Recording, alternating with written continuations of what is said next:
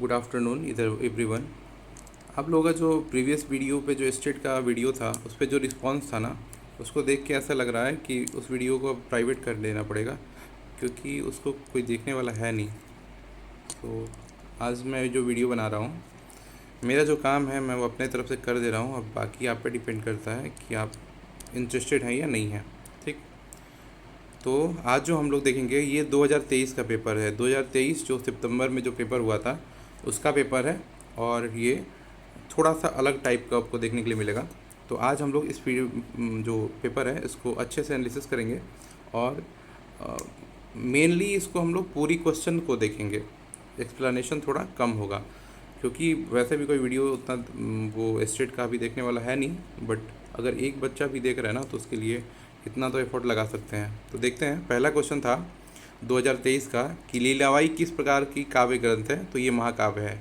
ठीक है, आसान क्वेश्चन था। लीलावती कहा के नायक कौन है। तो राजा सतवाहन। मतलब आपको हर टॉपिक जो सिलेबस में था, लीलावती टॉपिक था सिलेबस में स्टेट में, तो उसका नायक नायिका आपको याद रखना है। ठीक है, लीलावती कहा के नायक कौन हो गए, राजा सातवाहन। उसके बाद लीलावती कहा के नायिका कौन है, लीलावती है। तो नाम से ही ऐसे ही आसान सा क्वेश्चन है, और आपको ये भी आइडिया लग गया कि नायक नायिका जो भी है उसका नाम पता करना है। लीलावती किस स्थान की राजकुमारी है। तो सही उत्तर हो जाएगा सिंघलदीप। आसान सा क्वेश्चन है। फिर राजकुमारी लीलावती का विवाह किसके साथ हुआ था। मतलब राजा सातवाहन के साथ हुआ था, क्योंकि वही तो राजा थे ना उसमें। बहुत आसान पेपर पूछा गया था 2023 में।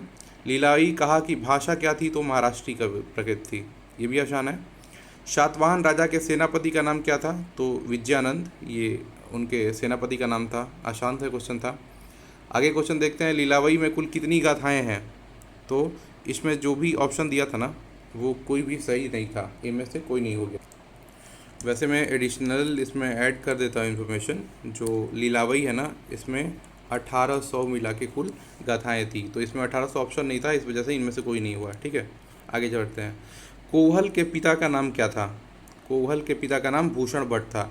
कोवल वही है जो लीलावती जो कथा है ना, उसको जो लिखने वाले हैं, राइटर हैं, वो उनका नाम है कोवल, और उनके पिता का नाम भूषण भट्ट है। ठीक है, आगे देखते हैं।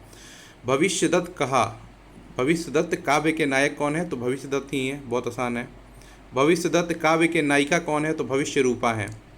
नायक है भविष्यदत्त और नायिका है भविष्य रूपा। बहुत आसान क्वेश्चन है, बिल्कुल नहीं टेंशन लेना है। भविष्यदत्त काव्य में किस प्रकार के व्रत का महत्व बताया गया। तो श्रुत पंचमी का महत्व बताया गया है। ठीक।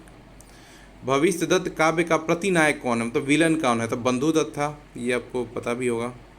भविष्यदत्त काव्य किस प्रकार का ग्रंथ है। तो ये क्या है, ये एक चरित काव्य है। कुल मिलाकर आप देखेंगे कि जो स्टेट का सिलेबस अगर देख लेते हैं, और उसमें कौन कौन सा टॉपिक मेंशन है उसको आप देख लेते हैं, तो उससे बहुत आसान हो जाता है। क्योंकि हर टॉपिक से उसका भाषा पूछा गया है, उसका नायक नायिका पूछा गया है, उसका प्रतिनायक पूछा गया है, और उसका जो प्रकार है, जैसे चरित काव्य है ये, तो वो पूछा गया है। भविष्यदत्त यक्ष की सहायता से किस नगर पहुंचा था। तो गजपुर पहुंचा था। ये कहानी पढ़ेंगे तो बहुत सिंपल सा क्वेश्चन है, बहुत आसान है।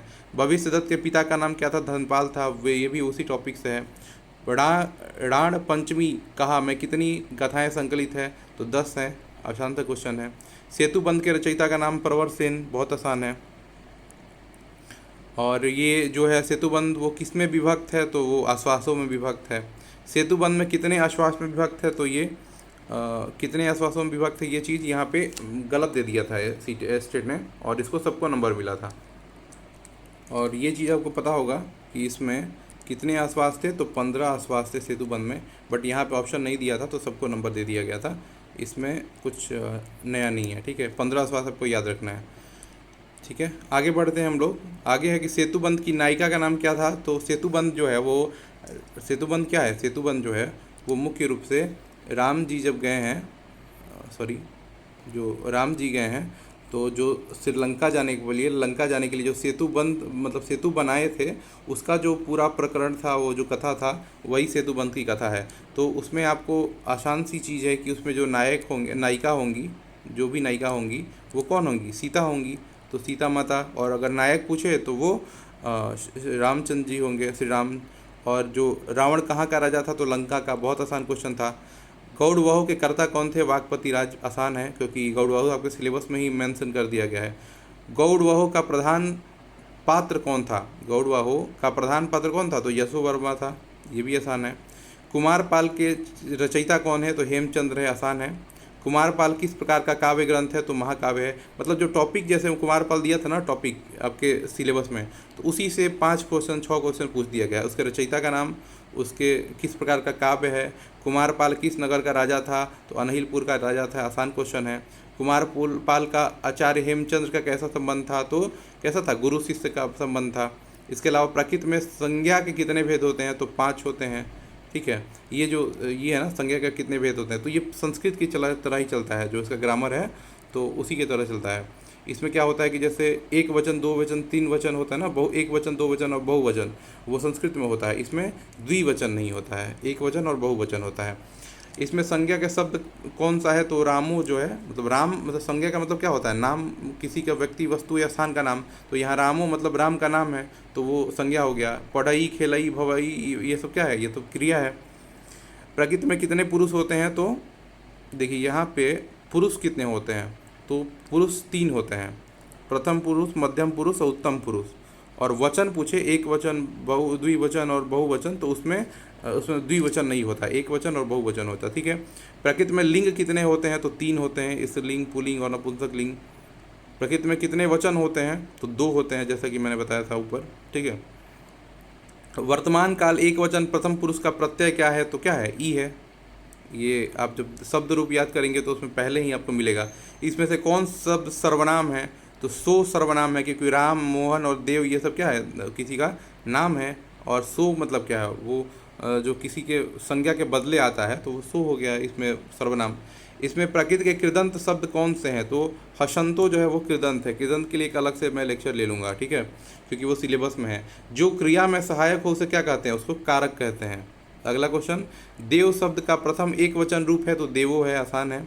मुनि शब्द का प्रथम एक वचन क्या है? तो मुनि है, ये भी आसान है। हरि शब्द का द्वितीय विभक्ति एक वचन में होता है? तो हरि होता है। ठीक।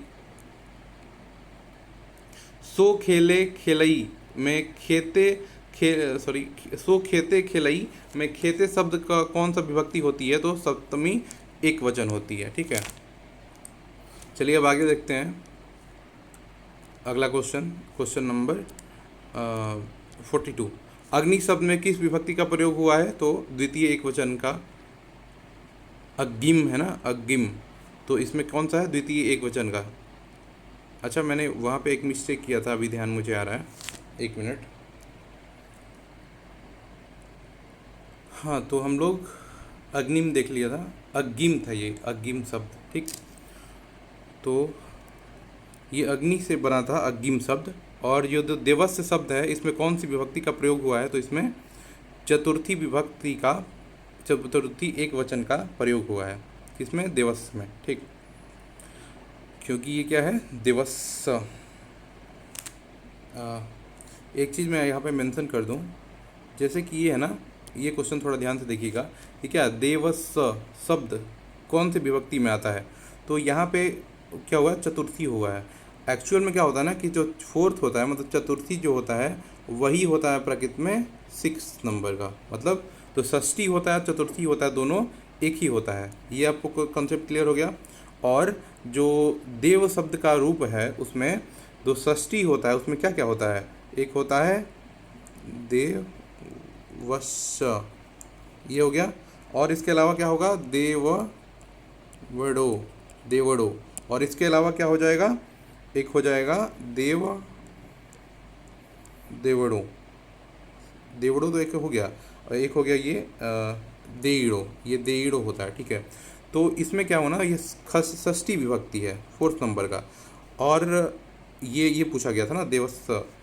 तो एक्चुअल में क्या हो रहा है ना कि जो प्रकृति में षष्ठी होती है, वही होता है चतुर्थी में भी सेम होता है। तो यहाँ क्योंकि षष्ठी ऑप्शन में नहीं था, तो चतुर्थी हो गया, क्योंकि दोनों एक ही होता है प्रकृति में, षष्ठी भी और चतुर्थी भी। ठीक है, आगे बढ़ते हैं हम लोग। वाराणसी नगरी का उल्लेख किस ग्रंथ में है? तो कुर्म ज्ञात में है। आपको जो कुर्म ज्ञात जो है ना, ये कहानी आप पढ़ेंगे, एक कछुआ का कहानी है, और बनारस के बारे में वो उसमें जिक्र है। और उसको एक बार मैं शॉर्ट में जो भी है ना टॉपिक आपके सिलेबस में, उसका कहानी एक बार मैं बताने की कोशिश करूँगा, हर कहानी जो सिलेबस में है। अगला है, किस कक्ष में दो पापी श्रृंगाल रहते थे, तो मालुका कक्ष में, ये भी उसी कहानी में है जो बनारस का कहानी था, उसमें दो सियार रहते थे और श्रृंगाल मतलब सियार रहते थे और एक कछुआ रहता था। ठीक है। द्वारिका नगरी का राजा कौन था? तो वासुदेव कृष्ण थे। ये तो आपके आपने देखा होगा ना कि जो खंड काव्य हम लोग पढ़ रहे थे तो उसमें कंस वह था, कंस का वध, तो वो वही कहानी से निकाल के लाया गया इसको कि द्वारिका नगरी का राजा कौन थे, तो कृष्ण वासुदेव है। ये हमारे हिंदू धर्म का जो कहानी है ना वही है। उत्तराध्यान ग्रंथ में कितने अध्याय? तो 36 अध्याय हैं, सबको पता है। विनय शिष्य का चित्त कैसे होता है? विनयी शिष्य का मतलब जो शिष्य है उसका जो स्वभाव है वो जो विनयी है तो उसका चित्त कैसा होता है? उसका सरल होता है।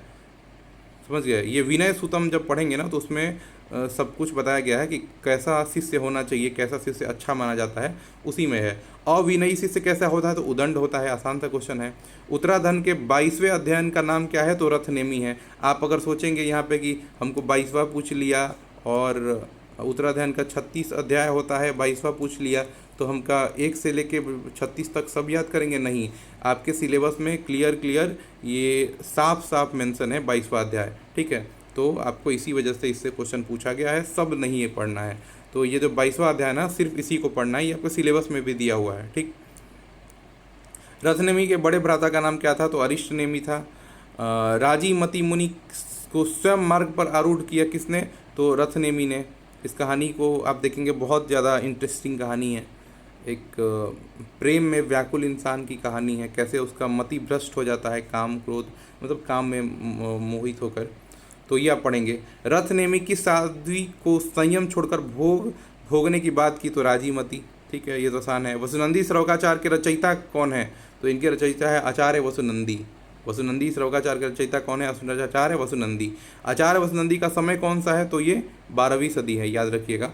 आचार्य वसुनंदी के दादा गुरु का नाम क्या था? तो नयनंदी था। अब आपने देखा होगा ना कि वसुनंदी श्रवकाचार आपके सिलेबस में था और उसी से जो नेमीचंद का पहला 5-6 लाइन है ना उसी में से उठा के 10 क्वेश्चन आपको बना दिया गया है।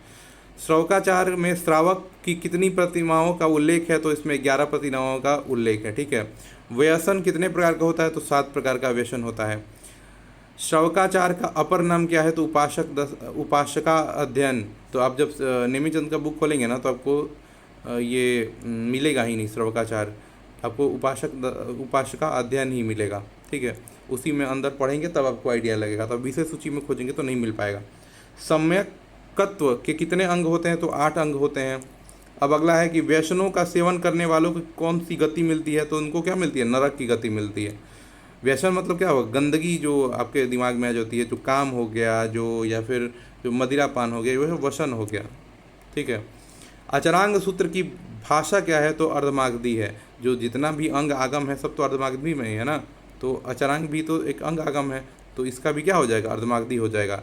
अचरांग सूत्र कितने सूत्र स्कंदों में विभाजित है? तो 2 में विभाजित है। सूत्र स्कंद है क्या है? आगम ग्रंथ है। श्रावक व्रत का उल्लेख किस अंग आगम में हुआ है? तो उपासक दशांग में हुआ है। आसान सा है। कुर्म ज्ञात किस अंग आगम का ग्रंथ है? तो जाति धर्म कथा का अंग है, ये भी आसान है। समय सार के रचनाकार कौन है? तो आचार्य कुंदकुंद है। आसान है। समय सार, प्रवचन सार, नियम सार, और हमने पहला इसका पढ़ा था ना कि जो प्रवचन सार उसका पहला चैप्टर है उसको क्या बोलते हैं? उसको ज्ञानाधिकार बोलते हैं, तो उसमें भी वे पूछा गया था। ठीक है। किसका लक्षण चेतना है और वह क्या है? जिसका लक्षण चेतना है वो क्या है? वो जीव है। जिसमें चेतना नहीं हो वो अजीव हो जाएगा। जिसमें चेतना है मतलब जिसमें जीवन है वो क्या है? वो जीव है। पंचास्तिकाय कुल कितनी गाथाएं हैं? तो 175 गाथाएं हैं। पंचास्तिकाय में कुल कितनी गाथाएं हैं? तो 175 है। ठीक है। और ये भी आचार्य कुंद का लिखा हुआ है पंचास्तिकाय। द्रव्य संग्रह के लेखक कौन है? आचार्य नेमीचंद्र। ठीक है, नेमीचंद्र। और ये नेमीचंद शास्त्री नहीं है, ये नेमीचंद सूरी हैं। जो आपका किताब होता है ना नेमीचंद्र का, वो नेमीचंद शास्त्री हैं। अगला देखते हैं, भरतवर्ष शब्द किस शिलालेख में है? तो भरतवर्ष मतलब क्या? भारतवर्ष। तो ये किस में है? ये खारवेल के शिलालेख में है। और ये आपके अगले वाले स्टेट में भी पूछा गया था, तो आप देख रहे हैं क्वेश्चन रिपीट भी हो रहा है। कलिंग विजय की चर्चा किस अभिलेख में है? तो गिरनार अभिलेख में है, क्योंकि आपको अशोक का पूरा अभिलेख पढ़ना था। अशोक के गिरनार अभिलेख की लिपि क्या है? तो ब्राह्मी लिपि। आसान है। खारवेल शिलालेख की भाषा क्या है? तो ये प्राकृत है। बहुत आसान क्वेश्चन है। सर्वधर्म समभाव का विचार किस सम्राट का है? तो अशोक का है। आप देख रहे हैं कितना आसान आसान क्वेश्चन दिया गया है। हाथी गुफा शिलालेख किस सम्राट का है? तो सम्राट खारवेल का है। एक तरह से जो भी क्वेश्चन सेट किया ना उसको बहुत बड़ा दयावान आप मान सकते हैं, क्योंकि इसमें ऐसा क्वेश्चन दिया गया है कि जो बच्चा प्राकृत का पी नहीं जानता वो भी पास हो जाएगा।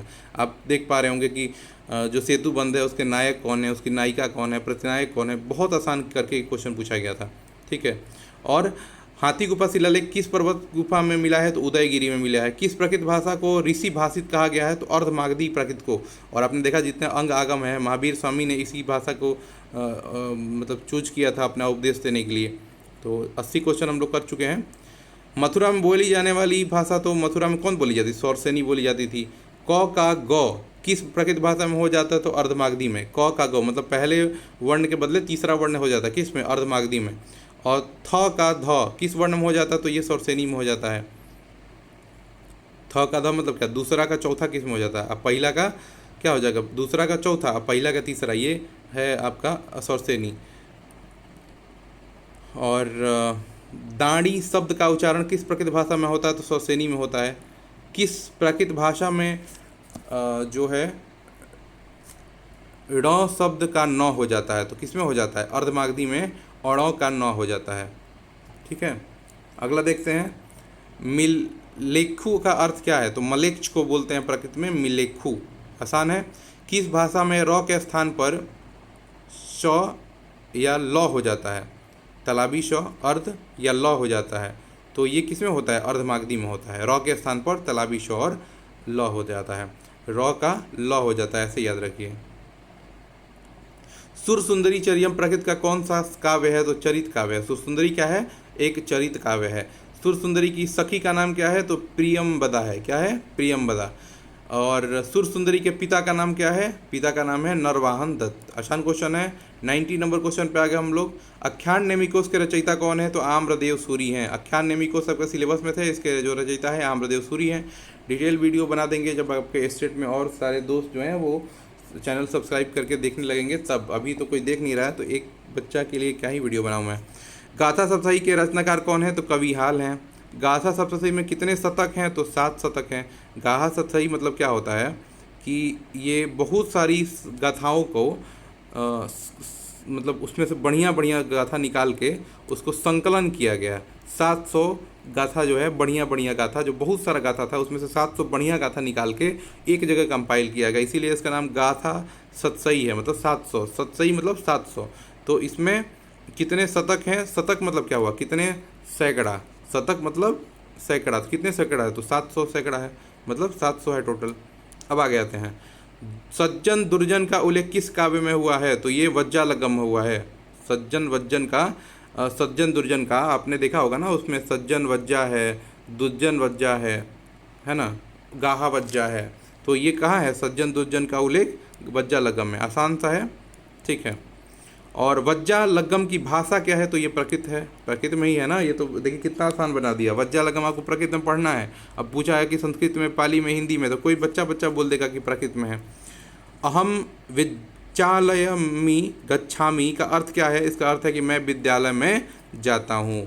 अगला है तत् यह वाराणसी राम रणयरी का अनुवाद है और वहाँ वाराणसी नामक नगरी था।